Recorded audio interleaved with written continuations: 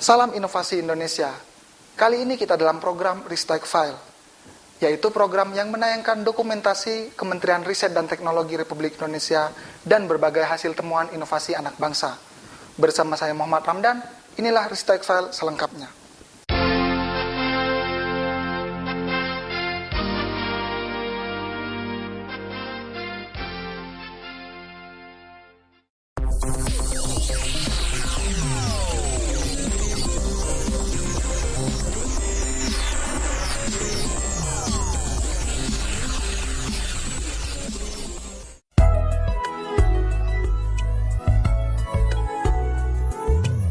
Kabupaten Subang adalah salah satu kabupaten di Provinsi Jawa Barat sebagai wilayah strategis pengembangan agrobisnis yang didukung oleh ketersediaan sumber air yang melimpah.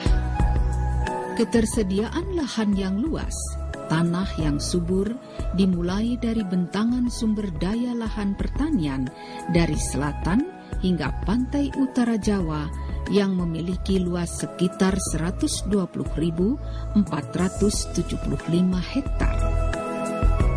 Kabupaten Subang sebagai sentra produksi nanas terbesar di Provinsi Jawa Barat memiliki potensi akses pasar yang baik untuk pengembangan komoditas nanas. Karena posisinya sangat strategis yang hanya berjarak 161 km dari Jakarta dan 58 km dari Bandung. Nanas Subang merupakan tanaman rakyat yang ditanam secara turun-temurun dan tumbuh baik di lahan kering sehingga nanas Subang mempunyai potensi yang besar untuk dikembangkan dalam diversifikasi pengolahan menjadi produk pangan, antara lain dodol nanas yang sangat terkenal.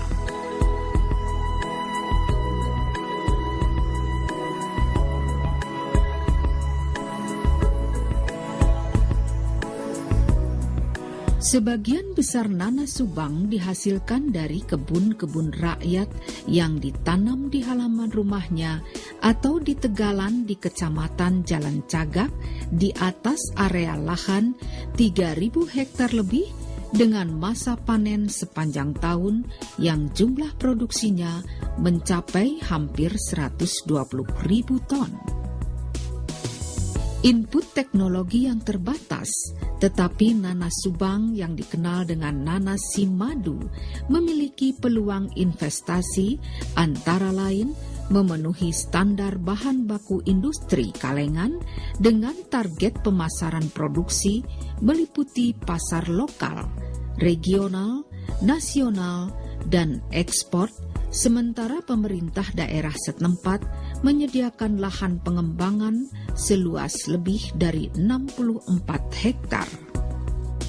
Di bidang pangan, produk-produk olahan berbahan baku nanas berpotensi untuk dikembangkan dan memiliki prospek yang baik, antara lain dibuat dodol nanas.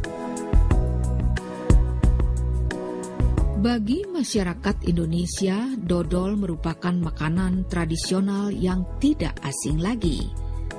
Produk dodol ini mempunyai tekstur yang liat dan tahan disimpan dalam waktu yang lama. Sedangkan dodol nanas merupakan bentuk makanan tradisional yang memiliki sifat fisik semi basah yang mempunyai kadar air antara 10 sampai 40% dengan aktivitas air antara 0,65 sampai 0,90 sehingga penggunaannya dapat langsung dimakan. Maka untuk memanfaatkan sumber daya alam yang berlimpah yang dikelola menjadi produk pangan oleh UKM, diperlukan suatu strategi penguatan UKM seperti pemanfaatan teknologi tepat guna, yaitu penguasaan teknologi yang sesuai dengan permasalahan yang dihadapi UKM.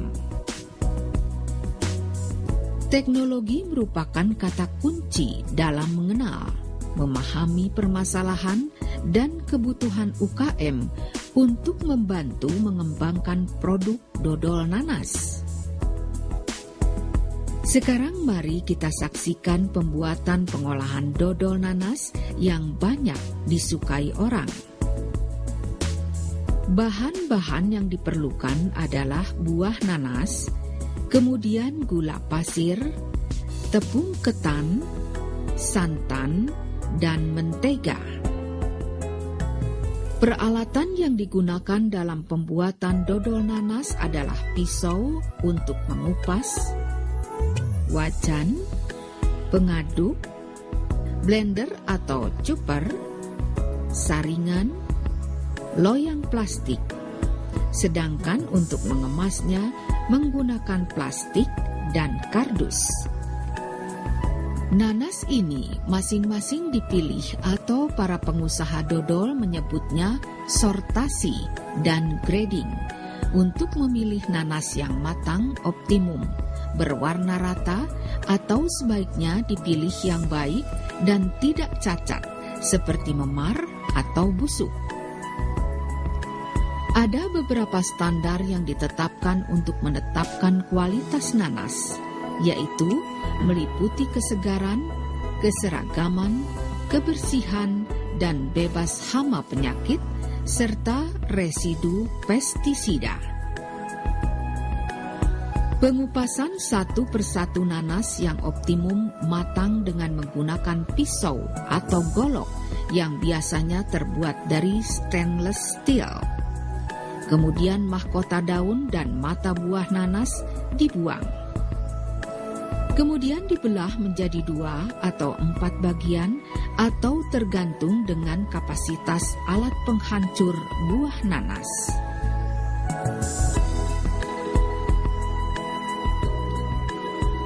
Buah nanas yang telah dipotong-potong dimasukkan ke dalam wadah, kemudian dicuci dengan cara penyemprotan atau dengan cara perendaman.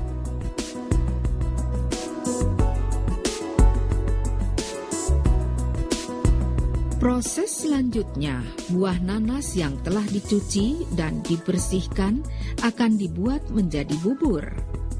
Caranya bisa menggunakan pemarut, worring blender, penggiling daging, atau penggiling tahu. Nanas dihancurkan menjadi bubur. Kalau sudah menjadi bubur, proses pemasakan dan pencampuran ditambah dengan bahan-bahan ketan, gula, santan, dan tepung ketan, dan diberi pengawet. Setelah itu diaduk-aduk terlebih dahulu.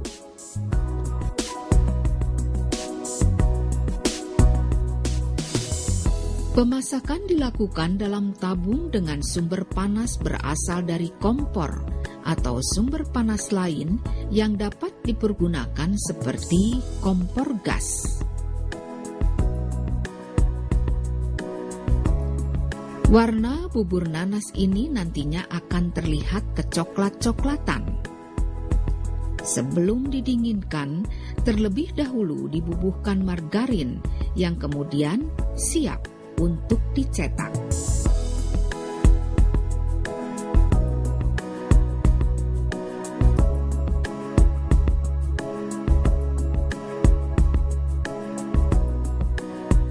Setelah berbentuk adonan, bubur ini dipindahkan ke baki atau loyang. Diratakan, kemudian didinginkan terlebih dahulu selama 1 malam sebelum mendekati proses akhir, yaitu membentuk dodol ini dalam berbagai ukuran. Adonan dodol nanas di dalam loyang-loyang ini bila sudah dingin baru akan dibentuk atau dipotong-potong.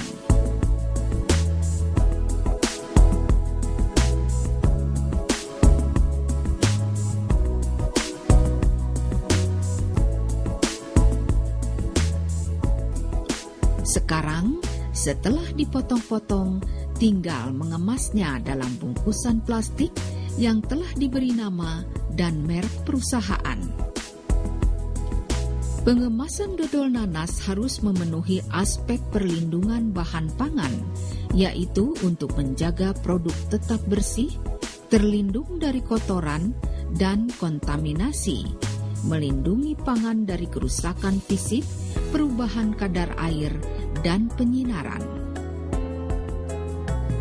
Dari aspek pemasaran, pengemasan menampilkan identifikasi informasi, daya tarik sehingga dapat membantu promosi dan penjualan. Tampilan menarik rasa dodol nanas yang khas memudahkan produk-produk untuk menembus pasar lokal, regional, bahkan pasar ekspor setelah memodifikasi beberapa perubahan, terutama kualitas dan pengepakan dalam rangka memenuhi pasar-pasar modern yang memberlakukan cukup ketat dalam menentukan kriteria produk-produk UKM.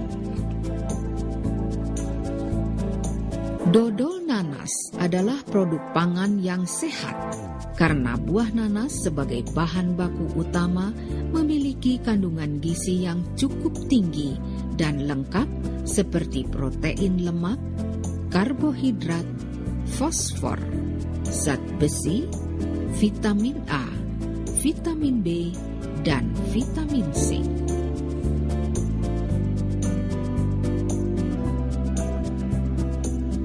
Dodol nanas dari Subang sehat dan berkualitas, apalagi setelah para pengusahanya menerapkan bantuan teknologi proses produksi dan penerapan teknologi.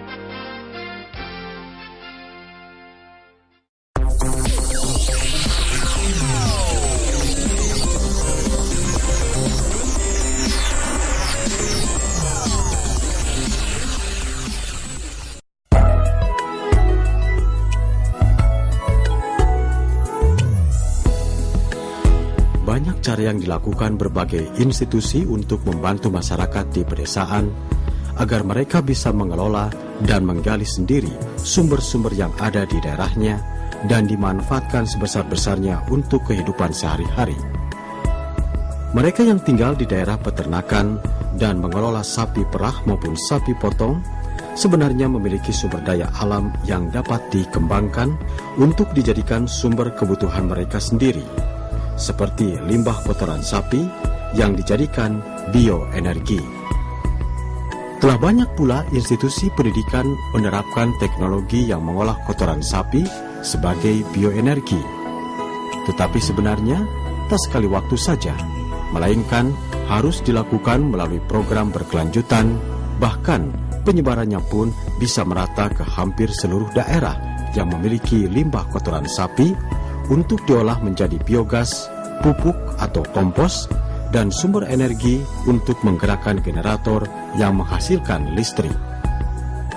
Sumber-sumber energi alternatif pedesaan inilah yang harus diolah dan dimanfaatkan untuk memenuhi kebutuhan masyarakatnya, sehingga mereka tidak perlu lagi mengeluarkan rupiah untuk membeli bahan bakar konvensional minyak tanah atau gas LPG, tetapi mereka cukup dengan menggunakan potensi yang dimilikinya.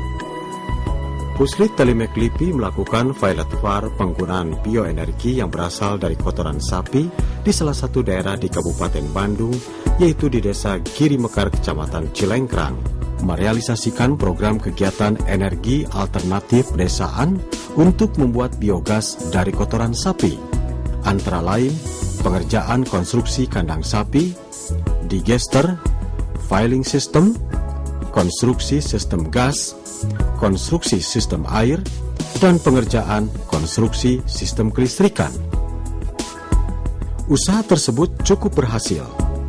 Permasalahan limbah kotoran sapi pun dapat diatasi karena dijadikan sumber energi biogas, pupuk, dan penerangan listrik melalui fasilitas teknologi, peralatan, dan manajemen usaha menjadi usaha produktif di daerah pedesaan. Kemudian program penggunaan energi alternatif pedesaan itu dikembangkan untuk daerah-daerah usaha peternakan di Indonesia. Teknologi yang diintroduksikan adalah teknologi pemanfaatan biogas untuk digunakan sebagai bahan bakar memasak dan bahan bakar penghasil listrik, kemudian teknologi pengisian gas ke tabung biogas sebagai perwujudan transfer teknologi yang murah, mudah, dan terjangkau. Fasilitas yang dibuat di Desa Giri Mekar, Kecamatan Cilengkrang, Kabupaten Bandung adalah bangunan permanen dalam bentuk bangunan tembok. Untuk selanjutnya, Puslit Telemek LIPI mengembangkan pembuatan digester dari fiberglass yang kuat dan dapat menampung kotoran sapi sebagai sumber biogas lebih banyak lagi. Kesibukan para pekerja ini menunjukkan bahwa mereka sedang mengerjakan plat cetakan untuk digester dan memberi pelumas agar licin dan memudahkan ketika proses pencetakan selesai. Sedangkan di tempat lainnya, seorang pekerja sedang membuat bahan-bahan yang akan dijadikan digester, yaitu terdiri dari resin, katalis, talc, dan hydroxyl. Bahan-bahan resin, katalis, talc, dan hydroxyl yang ditampung dalam ember diaduk-aduk hingga rata, kemudian dibawa ke tempat cetakan digester, dan selanjutnya dilaburkan secara merata menggunakan roll atau kuas. Ini kita buat penampungan ini saya terapkan untuk di pedesaan gitu. Kalau misalkan untuk industri lain lagi kita desainnya. Nah ini untuk di pedesaan untuk para petani yang punya 2-3 sapi, ini adalah pencampur antara kotoran sapi, kotoran babi atau kambing. Kita campur di sini dengan air dengan perbandingan 1:1 atau 1:2. Jadi 1 kotoran 2 air gitu. 1:2 kita campur di sini, setelah homogen dimasukkan ke digester.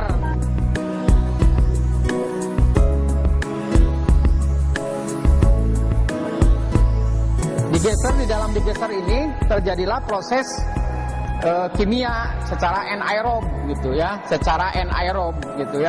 Nah, secara anaerob setelah hampir 21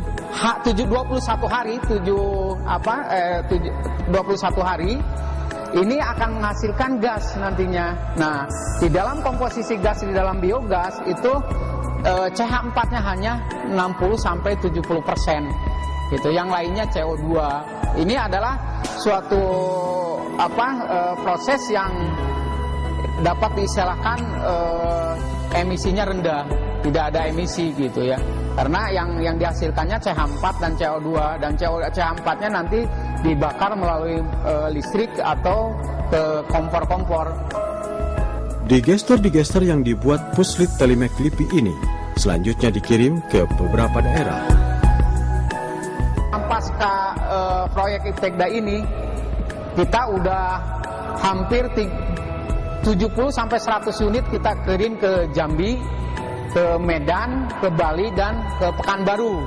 Nah di sana kita bekerja sama dengan Asian Agri, dengan CSR-nya, diterapkanlah di daerah-daerah Batanghari gitu, di Medan ya, kemudian di Jambi, dan alhamdulillah banyak keuntungannya di sana. Para petani yang tadinya beli minyak tanah, beli gas, sekarang udah mempergunakan biogas dari kotoran sapi gitu. Selain digester dari fiberglass dengan daya tampung lebih besar, LIPI membuat juga penampungan gas dari plastik dengan kapasitas tampung 5.000 liter. 5.000 liter nih dimasukkan mungkin 3/4-nya, nanti setelah selama 20 hari atau 15 hari atau 2 minggu ya, nanti terjadi gas. pembentukan gas. Maka setelah pembentukan gas ininya nantinya akan mengembung. Jadi prosesnya kan anaerob, tidak ada udara. Gitu. Kita prosesnya di dalam plastik atau di dalam plastik, Pak. Di dalam plastik. Jadi gasnya nanti ditampung. Jadi prosesnya anaerob, tidak ada udara. Dibuangnya gimana? Dibuangnya langsung ini kan istilahnya kayak level air ya. Dan jadi nggak kotor yang masuk ke sini campuran kotoran dan air itu 1:1 atau 1:2. 1 kotoran 2 air gitu. Jadi sehingga sifatnya kayak sifat air. Jadi kalau misalkan kotoran yang masuk di sana dimasukkan ini udah penuh misalkan 3/4 volume, kemudian nanti dimasukkan lagi misalkan 200 liter, otomatis dia akan keluar lagi, Pak. Nah, nanti karena kita nanti dipasang di lapangan posisi atas sana sama dengan ini. Jadi pas dia keluar levelnya tuh sama gitu kan, dia keluar lagi masuk. Ini ditambah pasti dia keluar gitu. Jadi dilevelkan gitu, dilevelkan. Jadi otomatis keluar gitu. Jadi nanti di lapangan dibuat galian dari 5 meter kubik, 1 meter ke 5 meter, dalamnya 1 meter gitu.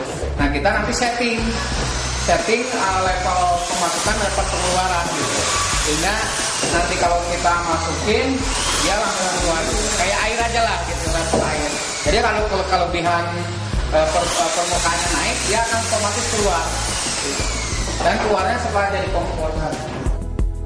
Selain membuat digester dan plastik untuk menampung gas, Puslit Telimek LIPI membuat kompor gas dari bahan besi plat yang kokoh, kuat, aman, dan ramah lingkungan yang dikerjakan secara cermat menggunakan fasilitas peralatan yang dimilikinya. Teknologi pembuatan energi alternatif pedesaan seperti biogas merupakan rangkaian yang memberikan manfaat mengatasi masalah polusi dari limbah kotoran sapi, kemudian memberikan pengetahuan bagi masyarakat di pedesaan untuk mengolah limbah menjadi pupuk tanaman dan sumber energi listrik. Kompos hasil buatan dari Cilengkrang ya, dari Proktetik Tigda dengan kandungan nitrogen sekitar 2,2% ya. Ini sangat baik untuk pertanian dan perkebunan gitu ya. Dan ini yang telah dilakukan di kerjasama dengan PT ASEAN Agri yang digunakan untuk pengkomposan kelapa sawit gitu ya.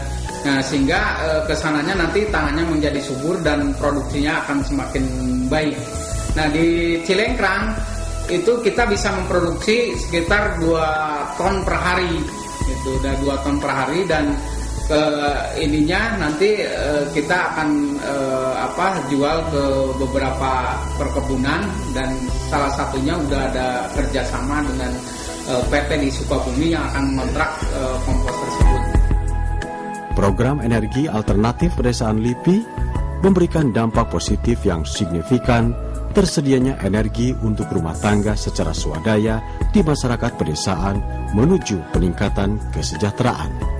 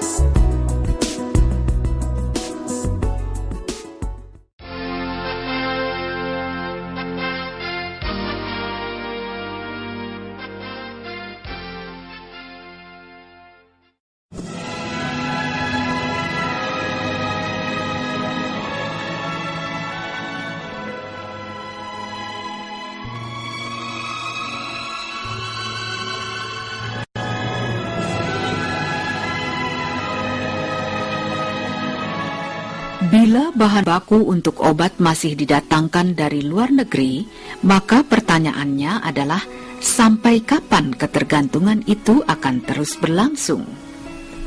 Sementara kekayaan bahan alam Indonesia, khusus tumbuhan yang merupakan senyawa bioaktif yang berpotensi untuk dikembangkan sebagai obat atau bahan obat.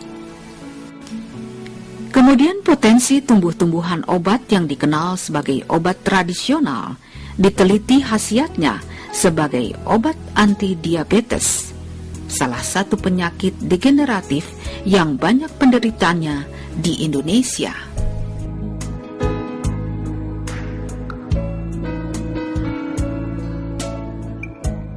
Sukun merupakan tanaman tropis berbentuk pohon bercabang dengan tinggi mencapai 30 meter.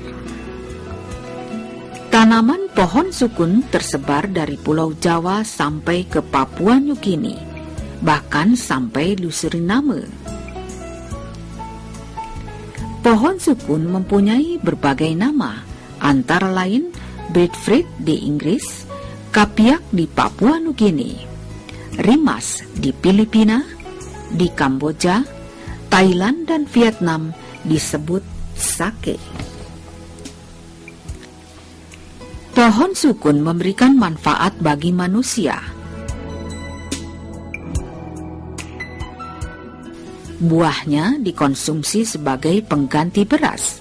Selain mengandung karbohidrat tinggi, tetapi rendah lemak dan protein, sedangkan buahnya mengandung asam amino esensial yang tidak diproduksi tubuh manusia, seperti histidin, isoleusin, lisin, metionin, triptopan, dan valin, serta daunnya dimanfaatkan sebagai tanaman obat. Secara tradisional, air godokan daun sukun dilaporkan para ahli seperti yang dilaporkan Kasahara, yang dalam penelitiannya mengatakan bahwa daun sukun dapat menurunkan tekanan darah, menyembuhkan penyakit asma dan hepar. Sedangkan Trubus yang kita kenal sebagai majalah pertanian mengatakan bahwa daun sukun dapat digunakan untuk pengobatan penyakit ginjal. Dan para ahli di barat seperti McLean menyatakan dari daun sukun beberapa senyawa prenyl flavonoid telah dapat diisolasi dan berpotensi sebagai obat anti diabetes dengan menurunkan kadar gula darah. Para peneliti di Pusat Penelitian Kimia LIPI yang terdiri dari berbagai jenjang pendidikan bidang keahliannya meneliti daun sukun dalam rangka penggunaan bahan alam khususnya tumbuhan obat sebagai obat anti diabetes yang telah diuji secara farmakologi menggunakan enzim aglukosidase yang sangat diperlukan pada proses metabolisme karbohidrat. Terletak pada bagian tepian permukaan sel usus dan merupakan enzim kunci dan dibutuhkan pula untuk proses pembentukan glikoprotein. Enzim bekerja memecahkan karbohidrat menjadi glukosa pada usus halus manusia. Sedangkan senyawa yang dapat menghambat aktivitas enzim menunjukkan indikasi bahwa senyawa tersebut berpotensi sebagai anti diabetes dengan menurunkan kadar gula dalam darah. Ketika melakukan standarisasi ekstrak daun sukun, yaitu mengisolasi senyawa murni sebagai marker, pola kromatogram, jumlah bakteri dan jamur, menguji adanya bakteri patogen, kadar logam berat, dan pestisida. Uji toksisitas dan keamanan untuk mengetahui dosis aman yang akan digunakan. Penelitian menggunakan daun sukun yang sudah tua, yang determinasinya dilakukan di Laboratorium Biologi ITB menggunakan pelarut organik, sedangkan analisa kimia dan mikrobiologi dilakukan di Balai Pengembangan Laboratorium Kesehatan dan Laboratorium Kimia Analitik Puslit Kimia LIPI.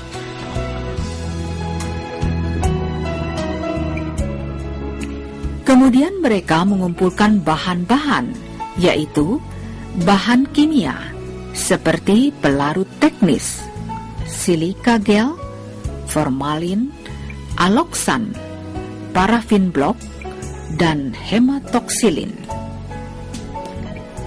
Bahan-bahan gelas atau objek dan cover gelas, filter, membran, dan kapas.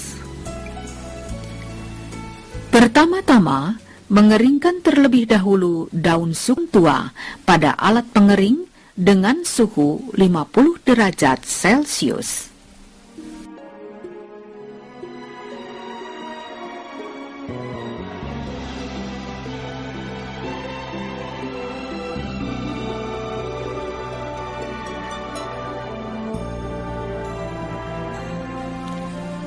Setelah kering, dihaluskan sehingga berbentuk serpihan-serpihan.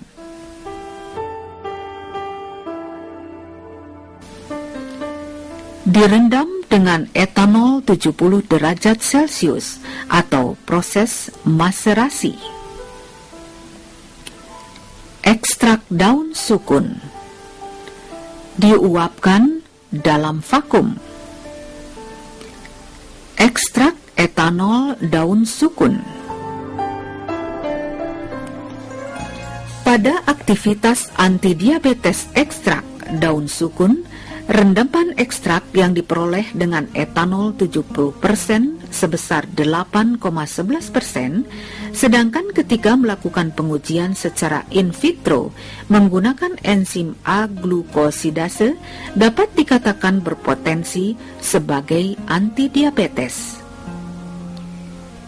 Penelitian daun sukun menjadikan ekstrak sebagai obat herbal tersandar memerlukan persyaratan antara lain isolasi senyawa murni sebagai marker yang difraksinasi, kemudian aktivitas diabetes in vitro di mana ekstrak-ekstrak daun sukun hasil pemisahan ternyata lebih kecil dibandingkan ekstrak asalnya yang diduga aktivitas itu merupakan efek sinergis dari ekstrak-ekstrak hasil fraksinasi.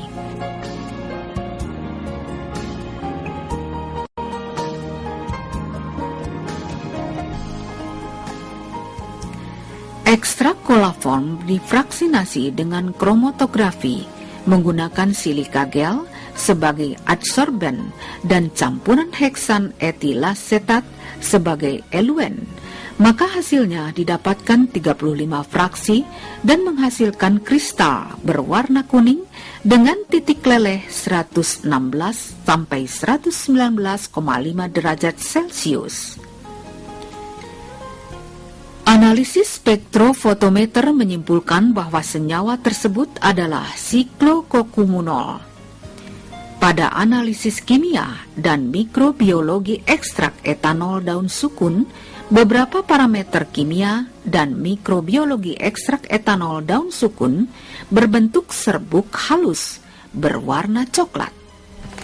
Ekstrak daun sukun mengandung kadar air 8,12%. Tidak mengandung residu pestisida, organoklorida, maupun organofosfat, dan terdeteksi tidak adanya logam berat dan tidak mengandung bakteri patogen, sedangkan angka lempeng total maupun angka kamir dan kapang rendah. Hasil analisis terhadap ekstra daun sukun telah sesuai dan memenuhi persyaratan Dirjen Pengawasan Obat dan Makanan dengan standar yang dipersyaratkan bahwa kadar air dan ekstrak daun sukun sebagai bahan obat tidak boleh lebih dari 10% dan tidak mengandung patogen dan hasilnya negatif. Ekstrak daun sukun untuk obat antidiabetes merupakan alternatif penanggulangan kebutuhan bahan baku obat di Indonesia, serta memberikan manfaat bagi orang banyak sebab hasil penelitian puslit kimia LIPI telah dinyatakan aman untuk digunakan sebagai obat antidiabetes yang banyak penderitanya di Indonesia. Penelusuran khasiat tumbuh-tumbuhan obat tradisional seperti diabetes akan memberikan nilai tambah bagi kekayaan alam Indonesia, antara lain sebagai bahan baku substitusi impor dapat dikembangkan sebagai sediaan fitofarmaka yang berpeluang diproduksi dan dipasarkan dan memberikan nilai tambah bagi tumbuhan obat dari bahan alam Indonesia.